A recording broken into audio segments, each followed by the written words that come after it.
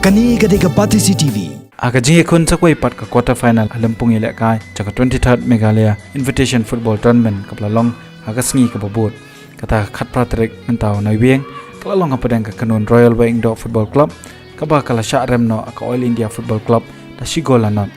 hakani ka jinge kun ka Oil India kala pankit ningkong ya ka jar ka balong ru ka sien ka bakhatdu akani ka sngi ka deling ba u Geramsha Basumatri ubala yo bantap yakani ka gola ka minute ka ba arpsan jong ka last time hado henen kasngi ka khat pratarek ki kanon ki blarung sika semi final na ka group A kilong ka All India perkarang Rejit United Football Club parkini artali ki kanon kin yakon percha ka arpu trek na ka bantabane kini ka kadan bahakli jongkani ka group